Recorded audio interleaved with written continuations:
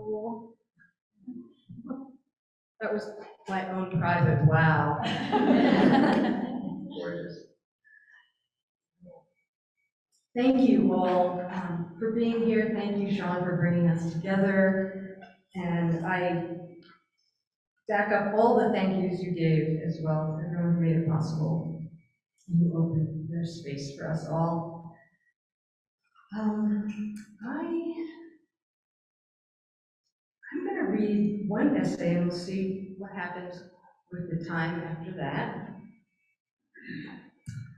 And these are fairly new glasses, and they're graduated, so I don't quite know how to drive them properly, so I might be waffling all over the place.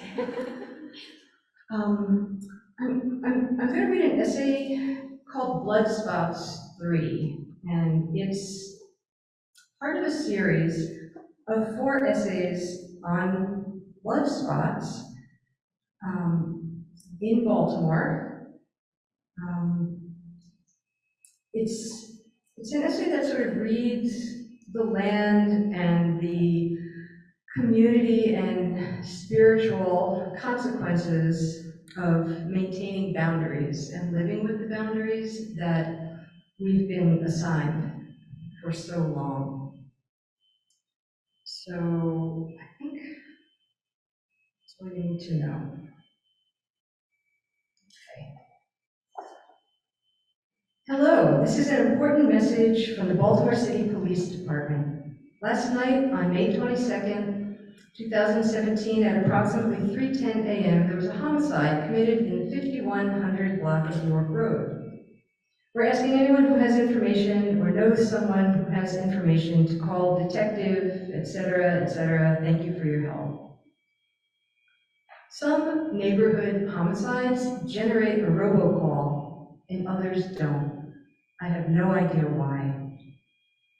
And on the day after, where was I? I got up early and worked till noon, went to the drugstore, 5200 block, and had lunch with my son. We talked of our neighborhood's various boundaries, and yes, we covered the pertinent topics, redlining, blockbusting, turf wars, and so on and so forth with the institutions of higher injustice. Of the city's hundreds of micro-communities, ours is described as friendly, very affordable, diverse. A block away, York Road remains one of the sharpest east-west divides. East communities get no adjectives on the real estate sites. And the blood would be where, I wondered, on which side? And the location, evidence of what?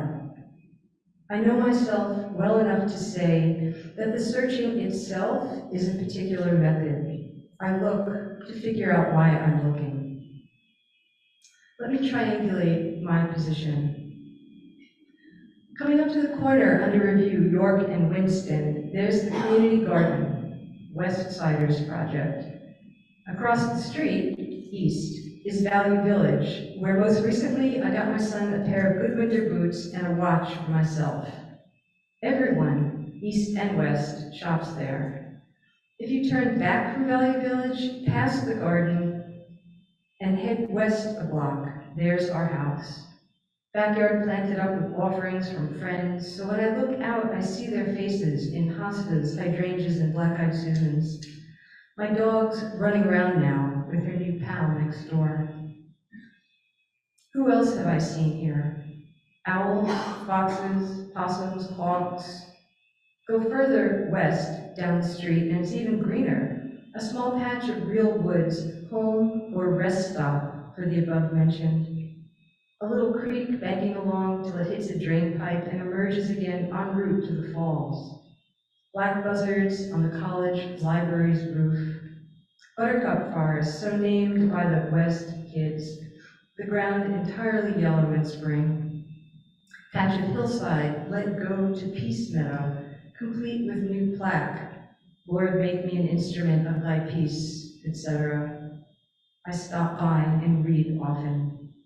Sledding Hill, Frisbee soccer, dog run field. Closer to York, group homes of many sorts. Popeyes, McDonald's, medical clinic. Such is the micro-Western front. To the east, an abundance of liquor stores, braiding salons, corner takeouts, methadone clinic. I don't know what the blood will say, or if I find it, what I'll do. Out here now, on the corner of York and Winston, west, the sounds I gather extend my booking. A nearby cardinal's, please, please, please, birdie, birdie, birdie. I can see his throat pulsing in a McDonald's tree. Bass line barking, the dogs lay in. Something offloaded, dropped very hard over and over, which could be gunshot, but isn't. This echoes entirely different. To describe a fleet-bodied, there and gone light, Emily Dickinson wrote Noon's report away, and so must have known her gun sounds too. A word used well is many-realmed and maps in all directions at once. So report unfurls further, as in Noons tell about themselves or show up for duty. I did not hear last night's shots, but on other nights they're very clear. Still, I think of them as out there. Here on the corner, a bike with two love emblazoned saddlebags goes by. A couple with matching t-shirts, thing 1 and thing 2, walks into the West Clinic. A leafy branch the length of me in the middle of the street, run over and flattened, goes on shining with all the wet pressed out of it. Some yellow crime scene tape still attached to the lamppost is blowing like a kite tail in wind, east, so I'm close. It's a busy place, York and Winston. The remodeled West Side McDonald's where once I Heimlicked an East Side baby choking on a piece of hamburger. Gas station east, with its double-taped sign reading "Quality is not an option. Expect it." The tattered rock roses in front, gas station owners attempt to spiff up and appease the West Side neighbors, upset about dealing on premises trash collection, the murder there almost exactly a year ago. Here on the corner, as I'm trained up to do, I'm sifting the simultaneities. East teenagers on motorbikes screaming down York, a version of skateboarders at the pricey Westside Jesuit College, where on one of the buildings is carved a line of Gerard Manley Hopkins, "The world is charged with the grandeur of God." When I'm waiting for the light to change, I say it aloud and run through the refractions, charged as if with responsibility, to care for. Charged as in electrified, lit. Charged meaning run at or run through, the known world taken by surprise and pierced. Charged as if were a crime committed and the world made to pay for it, some kind of guilt feel for which I can't make sense of, but still hovers. I call this all my neighborhood when I'm talking to anyone not from here, unfamiliar with the precision-carved nature of things. Where I buy my clothes, east, and grow my food, west, makes it sound like a village, self-reliant, contained, with a town hall near and market stalls, and everyone knows each other's kin. And that last part's true, but east keeps to east kin and west to west. I'm looking around on the east side of the street now, where I don't have much reason to be, where the rules are nowhere inscribed but govern. At the moment, quietly, except for gas getting and Value Village shopping, this isn't where you belong, they say. And here's a more profound version of the invisibles and the unspokens. The other day I stopped to talk with my neighbor, a few houses down, who had a load of yard brush to get rid of. He told me it would cost $68 to bring it to the city dump with his little trailer, and I said, why not just stuff it in the college dumpster around the corner? That's what I do. As in, oh wow, sorry officer, out of That's how I perceive. He said, quiet and looking off, the feel of his calculation clear. In this, his own neighborhood, that's not how it would go for him. This isn't easy territory to read. The elements keep sliding around. How that awk, awk, awk bird call might also be blood clotting up in the throat from a chest wound. Nothing is still or unto itself. Meanings regroup and retrofit, layer up and multiply. To read the land like a poem is to read for the all dimensions at once sensation. To listen in archaeologically, to navigate constellationally, so a singular moment overrides its fixed place. 3 years ago, when the city exploded just after Freddie Gray was killed, I met up with some East and West neighbors who intended to help clean up the shattered storefronts on York, a few blocks from here. We went as a group, some with peace signs, all with brooms, trash bags, and shovels, and as we crossed Woodbourne Avenue, a guy whose business was interrupted looked up and spit and said, "Yeah, fuck your peace." The offense of peace, imported, marched in, so earnest in its imposition.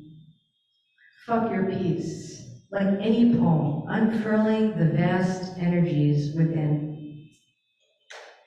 Here on the corner, west, 3 red lines look like the blood I'm looking for, but I translate them back, surveyor's marks for new drain pipes.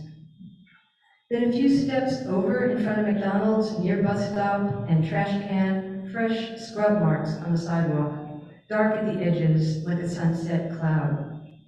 A gray dove of the Eurasian variety, not the white kind with olive branch, lands in the center and pecks at a roll. A small tangle of hair is blowing in circles, taking up with newspaper, half a blunt, soda can, everything mingling, touching, reordering. So here they are, the blood spots I sought, here and not east. Nothing's encroaching, they're not a west anomaly. If where I live is to compass more than one street, I have to say, at my doorstep, not figuratively. Any last-ditch efforts at elsewhereing?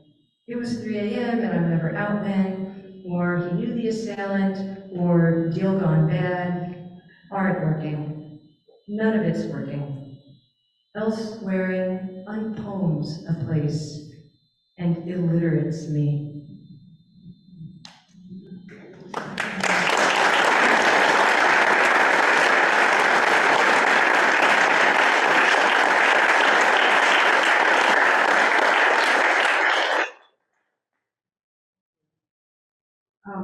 I'm just going to read one new poem just to secure my poet creds.